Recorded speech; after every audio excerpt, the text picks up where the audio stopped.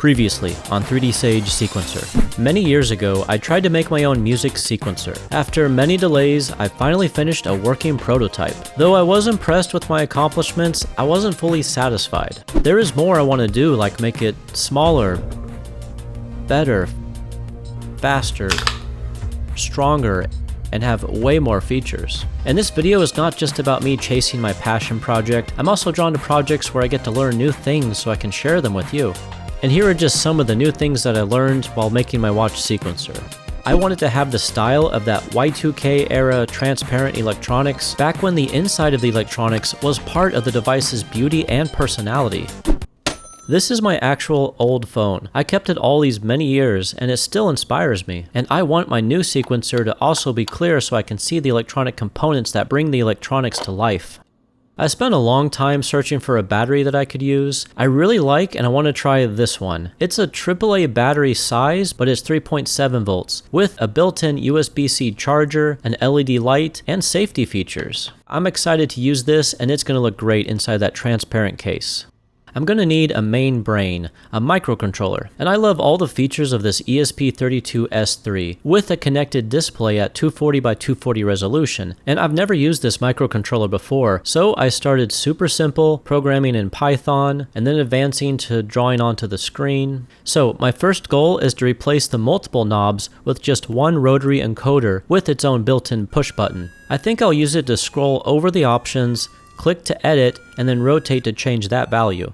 So I personally believe it's a super smart idea to build the entire project in one 3D program. I can design the housing, the PCB layout, and add real scale components to check for things like distance and collisions. And on top of all of those advantages, I can 3D print the parts to see how they feel in real life and make adjustments for the best user experience.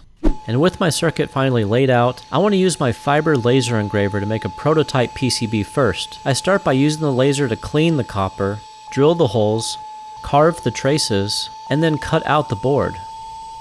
My first sequencer had a switch to alternate between the internal or external speaker, but check this out. My old audio jack had ground and a positive to left and right speaker, and that's it. And this new audio jack has that too, but it also has 2 left pins and 2 right pins that are connected but disconnected when the jack is plugged in. It's a brilliant design and it's perfect for this project since it also is transparent to see inside.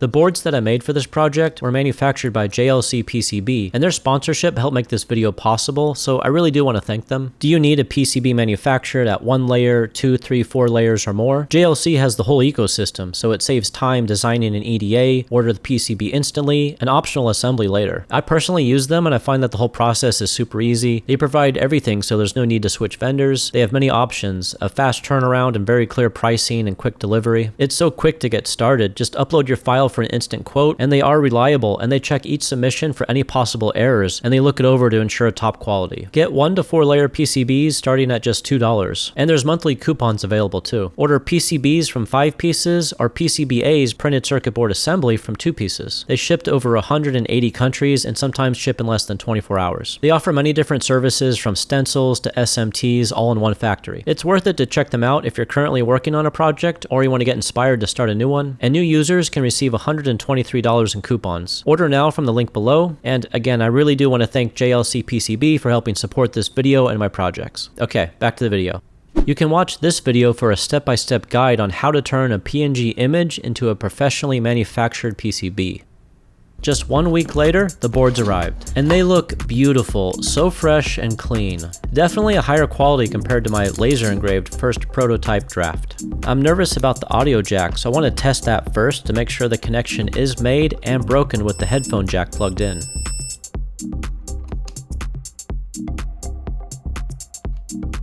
And you might have noticed these 8 circles. Let me show you what they can do.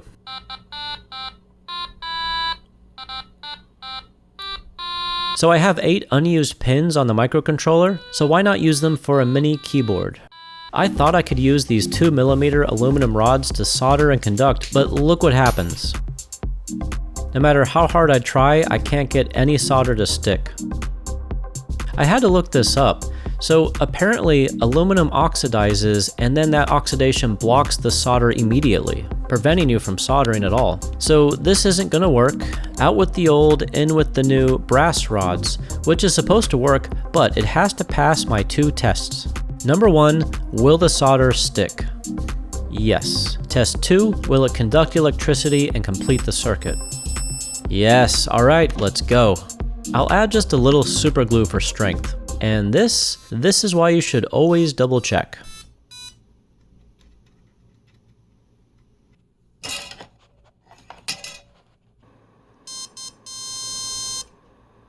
The next big challenge is 3D printing clear filament. I found that PETG was better than PLA for strength and transparency. So here are my settings. I print slow, very hot, and in super thin layers. And each layer line has to be exactly over the previous. You don't want any kind of cross-hatching. But that's not all. I found out you need to remove the moisture for the best clear results. So I bought a filament dryer, especially since I live in a very humid climate.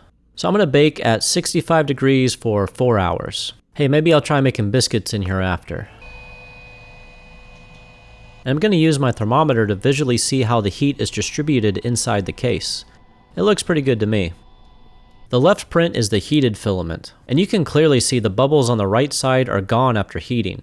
And most important of all, there's one more trick. I found out if I spray a very clear coat on top and bottom, it creates a flat, even layer for the light to pass right through. I am so happy with the right side results after refining my process after many attempts. I didn't even know that a 3D printer could create this clear quality. I am so happy with the right side results after refining my process after many attempts.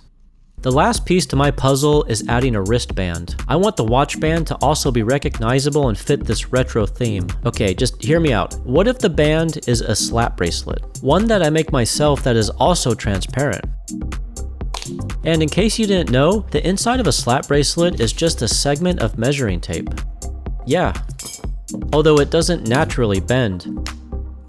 You have to force it to make it bend into that shape. I need something clear and flexible, so I found this flexible resin, and it's cured by UV light. I 3D printed my own custom clear mold container, so I'm thinking I'll first cure the bottom layer. I'll let that cook for a few minutes, and I'm interested to see how it looks with just a few resistor components inside. I'm not really sure about this, I just want to see it. And then finally, I'll add and cure the top layer, and now let's see how it turned out. And what I found out was just how hard it was to remove from that 3D printed mold. But all I needed was one side to pop out, and then the rest wasn't so bad. And yeah, that's pretty cool. It feels nice and it is flexible. It's transparent, it holds together, but I can tell it's not gonna work for this project. But I'm glad I tried it, I learned something new, and maybe I'll use it for a project later on. Okay, new plan. I'm gonna try this very strong clear tape. And right away I found an unforeseen problem. The tape leaves these noticeable lines. Well, I guess I can avoid it if I just pull really fast. Easy does it, nice and level, right about... Alright, let's do this again. Maybe if I start on one and... redo. Okay, why not use the bend itself and then roll it? Okay, now the top layer, and perfect, except for these air bubbles. After a few tries, I eventually got it first try. I actually think it's a little too clear. I'll add a frosted glass spray to help it be a little more noticeable. But, does it slap? It's time to see it all together. I designed a simple pressure fit that worked out a lot better than I thought. And let's give that a good slap.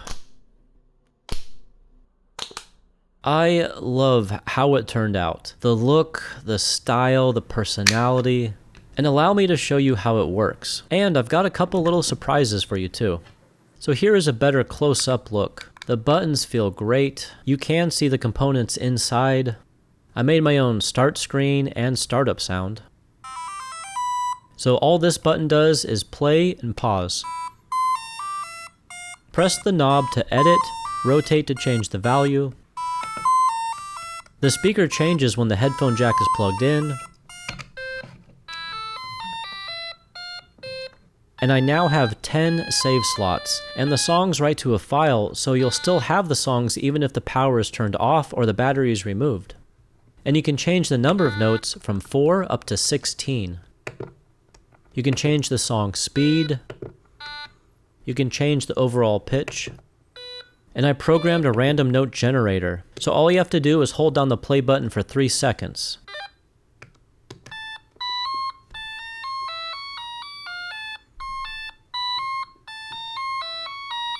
You can hold down the knob button to clear all the notes to 0 for a blank canvas. Let's listen to a few randomly generated songs.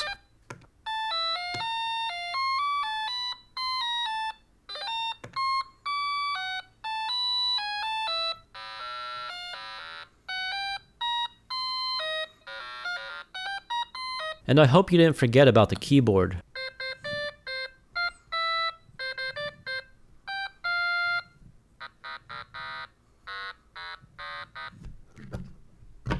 I'll tell you a secret, but you can't tell anyone. What you can do is press the play button on the start screen, and it will load a playable game. Yeah, it's a very basic game, but it shows the potential that this device is capable of being a console with games too. And I want to work on programming a 3D game for this later, and I want to hear your suggestions in the comments. I love this so much. It feels so solid. It has that great retro tech theme. It has so much personality to it. It's not just a black box like you see in today's electronics. And you don't have to open it. The battery is easy to access from the front with the USB-C to recharge.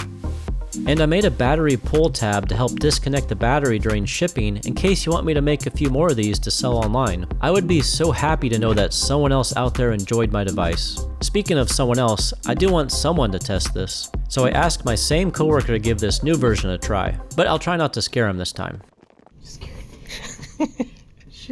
Check it out. The Sage sequencer, nice. And there's a button built into the... Oh, into this search. Right. Okay, gotcha. And these are your saves, so now you have up to 10. Oh. And then if you plug this in, it automatically turns off the other one. Oh, and plays off of this one. So hold down this button. This one? Yeah.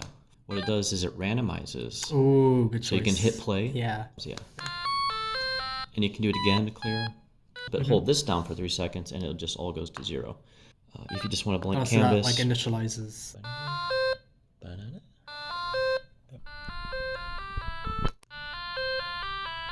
You can change the whole pitch if you want to. Yeah.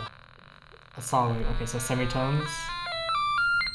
And then this is measured. Okay.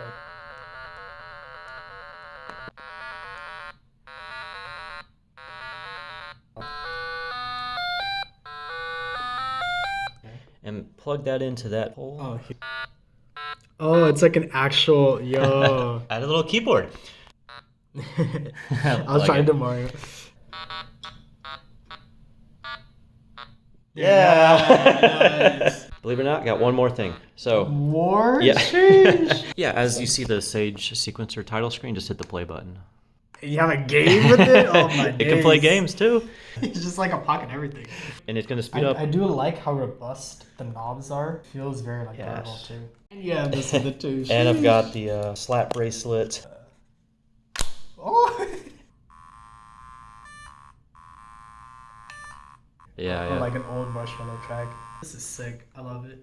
It's like a little bit of everything. It's like the touchpad for the interaction, like the sequencer, and then the game. 10 out of 10. All right. 100 out of 10. Whoa. So what do you think? Did I meet my goal of shrinking my sequencer down to make it better and do more? And do you want me to make up the rest of these remaining boards to sell them online? But I really do like your feedback, so let me know what you think.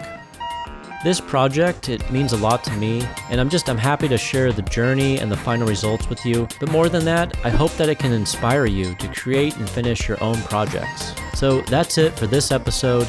It's been a lot of fun. Let's hang out again sometime, and I'll see you next time.